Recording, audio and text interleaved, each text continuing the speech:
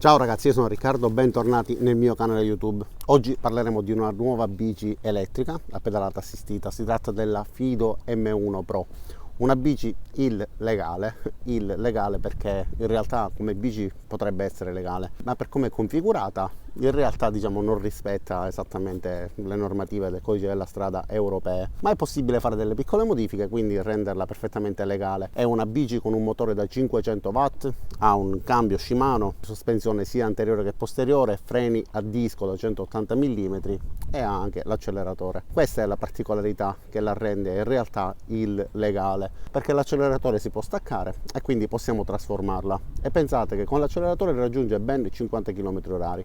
Ovviamente quando il peso non è eccessivo. Nel mio caso sono un po' pesantuccio e quindi ho raggiunto 42 km/h. Comunque è una velocità di tutto rispetto. Adesso la guarderemo da vicino, vi farò vedere tutte le caratteristiche, guarderemo i vari dettagli dei componenti appunto che troviamo sulla bici, ma prima voglio ricordarvi di andare a guardare il link che vi lascerò giù nel primo commento e nella descrizione, perché il suo prezzo è orientativamente attorno a 1000 euro e spero di riuscire a ottenere un codice di sconto. Bisogna vedere quale sito riesco a trovare, dove costa di meno, e eventualmente appunto vi lascerò quei link giù nel primo commento e nella descrizione. Adesso cambiamo inquadratura, guardiamo tutti i dettagli, vediamo qualche ripresa per esempio del telefonino che ho messo sul manubrio per poter utilizzare il GPS e vedere la velocità, e vi farò vedere anche che appunto la utilizzavo senza pedalare. Quindi adesso guardiamo nei dettagli, facciamo una panoramica su questa bici, insomma valutiamola assieme. Iniziamo.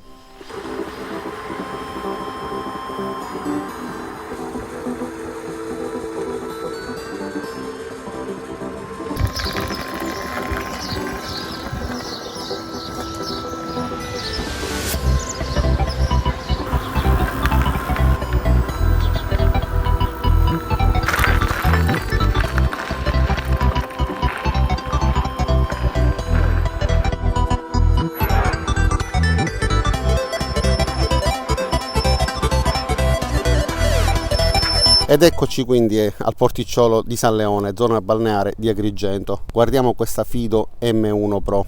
E allora, innanzitutto ha delle ruote FAT, quindi una bici comoda da utilizzare sia in città che in terreni disconnessi, soprattutto aiutata dalle sospensioni anteriori e posteriori regolabili per quanto riguarda il precarico, ed eventualmente si possono anche chiudere nel caso in cui si percorrano strade lisce, quindi senza asperità, e preferiamo avere una bici più stabile senza l'aiuto delle sospensioni. I cerchioni sono con raggi, molto indicate per questo tipo di ruote, da 20 pollici x 4. Nella parte posteriore troviamo il cambio Shimano a 7 rapporti, il motore da 500 watt che si può ridurre tramite la modifica che vi farò vedere a 250 watt per farla diventare una bici totalmente legale. Questa invece è la sospensione posteriore, che è possibile anche regolare semplicemente ruotando questa parte, quindi potremo alleggerire ed indurire l'ammortizzazione semplicemente con questo gesto. Questo è il sistema che ci permette di sollevare il sellino, e lungo il tubo troviamo anche un catarifrangenti. Infatti nella parte posteriore non avremo illuminazione. Il sellino invece non è proprio comodissimo, per fortuna è ben imbottito, però la forma non la ritengo molto comoda, soprattutto per lunghi tragitti. Questo è l'impianto frenante posteriore, disco da 180 mm, e l'azionamento è meccanico tramite filo. Il cavalletto laterale è posizionato nella parte posteriore della bici, e questo facilita lo spostamento della stessa bicicletta, evitando che i pedali vadano ad urtarlo. Nella parte anteriore, fra gli steli degli ammortizzatori, troviamo il faro, che è possibile accendere semplicemente premendo il tastino posizionato sul manubrio. Il cablaggio è abbastanza ordinato, tenuto assieme da queste spirali. La ruota anteriore è a sgancio rapido, quindi basterà aprire questa levetta per poterla sfilare, e questo faciliterà, assieme alla piegatura del telaio e alla piegatura del manubrio, il posizionamento eventualmente anche all'interno di un bagagliaio di piccole dimensioni. Considerate che una volta richiuso il sellino, ripiegata la bici, rimossa la ruota con un semplice gesto e piegati i pedali, la bici occuperà davvero pochissimo spazio. Per poter piegare i pedali sarà sufficiente tirare questa parte, dopodiché piegarli, e per poterli raddrizzare basterà un semplice gesto. E questo è il cambio Shimano Tourney con 7 rapporti, quindi 7 pignoni nella parte posteriore e una monocorona nella parte anteriore. Il sellino è regolabile oltre che in altezza anche in avanti e indietro, basterà svitare delle viti ed eventualmente farlo scorrere sfruttando queste due barre che vengono strette in questo sistema. E ora parliamo un pochettino di ciò che ci ritroviamo davanti durante la guida. Allora, non fate caso agli accessori che ho inserito, quindi questa lampada che vi recensirò fra qualche giorno e questo accessorio portatelefono. Allora, sulla destra troviamo innanzitutto la leva del freno, la manopola, il cambio Shimano. Con questo tastino si aumentano le marce, con questo invece si diminuiscono. Questo invece è l'acceleratore. Una volta premuto inizierà a ruotare la ruota posteriore ad una velocità limitata di 25 km/h, ma è possibile sbloccarlo per raggiungere, come dicevo poco fa, 50 km/h. E questo invece è il display, che adesso è acceso, ma come vedete sotto il sole diretto non si vede benissimo. Questi sono i tastini invece che servono sia per accendere la luce che per suonare il clacson. Quindi azioniamolo, vi faccio sentire che suono emette. Questo è un accessorio che ho inserito io e serve ad accendere questa lampada, e questa è l'altra leva del freno, freni che sono regolabili tramite questo sistema di dado e controldado. Questo è l'ingresso per la ricarica della batteria, possiamo ricaricarla sia mentre è all'interno del suo alloggiamento, oppure possiamo rimuoverla poi aprendo il telaio della bici e ricaricarla per esempio in casa oppure in garage. Però per poterla sfilare sarà necessario agire sulle chiavi, infatti c'è un sistema di blocco con un pistoncino che va a inserirsi all'interno di un foro ed evita che malintenzionati, anche se dovessero riuscire ad aprire la nostra bici, possano sfilare la batteria. La batteria all'interno è da 48 volt 12,8 Ah e quindi garantisce un chilometraggio che va su per giù da 80 a 100 km di autonomia che però non ho verificato, anche perché sono abituato a ricaricare le batterie quando ritorno a casa per averla sempre carica l'indomani quando devo utilizzarla. Allora, se io premo l'acceleratore adesso sul display comparirà 22 km/h e sentite dal rumore comunque 23 km/h, sentite che la ruota sta girando lentamente, quindi freno, la spengo e la sblocco. Per sbloccarla bisogna premere i freni, premere l'acceleratore fino in fondo e poi premere il tastino per accenderla. Comparirà E2, non so se si riesce a vedere, bisogna tenerlo premuto circa 5 secondi, dopodiché si rilascia il tutto e a questo punto la bici sarà sbloccata.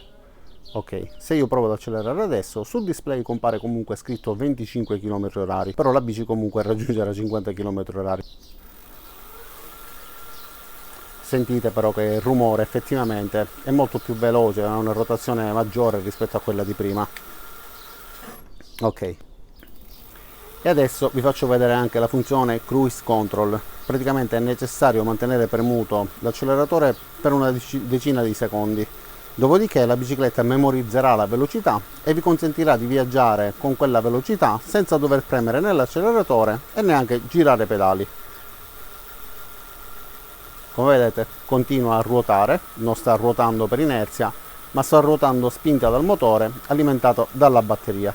In questo caso basta sfiorare i freni, ok, e rallenta. Ovviamente se vogliamo fermarci premiamo fino in fondo. E adesso vi faccio vedere quanto sia facile ripiegarla. Basta semplicemente sollevare questa levetta che serve a bloccare la leva più grande, dopodiché basta girarla in questo modo per piegarla. Altrettanto facile il sistema per ripiegare il manubrio, basta aprire la levetta nella parte anteriore, dopodiché basterà piegarlo, ovviamente nella direzione corretta, per poterla riporre appunto all'interno di un bagagliaio. E adesso vediamo qualche ripresa durante l'utilizzo della bici, alcuni percorsi in salita sia su strada asfaltata che su strada dissestata, in modo da vedere come si comporta con l'utilizzo dell'acceleratore e con la pedalata assistita. Ovviamente sulla strada asfaltata, ma molto più facilmente rispetto alla strada dissestata, ma devo dire che comunque il motore dà una buona spinta, una bella ripresa, e anche quando la strada non è favorevole si percorre senza difficoltà.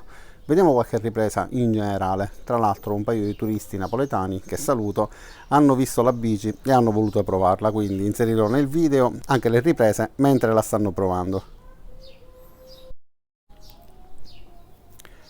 E in questa occasione vi accorgerete come la bici, con un peso più ridotto rispetto a quello mio, è molto più grintosa e ha uno sprint maggiore.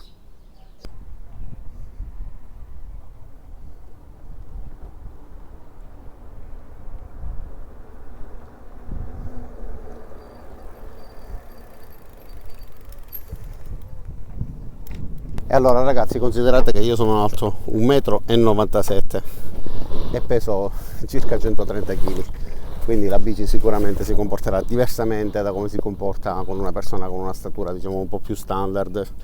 e in questo caso, come vedete, per me il manubrio è un po' basso, quindi fino a 1,85 m, 1,90 m forse può andare bene. Nel mio caso devo piegarmi e poi mi stanco le braccia. Comunque vi voglio fare vedere la partenza automatica, quindi senza azionare i pedali, molto comoda nel caso in cui per esempio si debba affrontare una salita, oppure nel caso in cui si è fatto un tragitto molto lungo, si è stanchi e si vuole fare una parte di percorso senza stancarsi. Ovviamente tutto ciò dove è consentito. Guardate,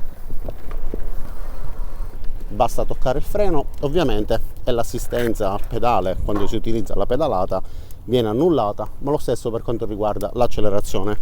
Quindi faccio una partenza un pochettino bizzarra con i piedi e penzoloni e vi faccio vedere che vado via senza toccare i pedali.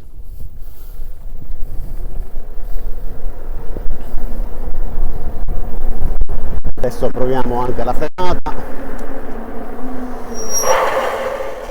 Ok, anche la frenata molto efficace. Adesso voglio farvi vedere le sospensioni, quindi spingerò la bici in modo da farvi vedere come si abbassano. Guardate, rispondono benissimo, quindi gli ammortizzatori efficaci, sia quello anteriore e ovviamente anche quello posteriore. L'unico problema per quanto mi riguarda appunto è l'altezza, è un peccato, ma in questo modo non mi soddisfa, non posso utilizzarla come dovrei.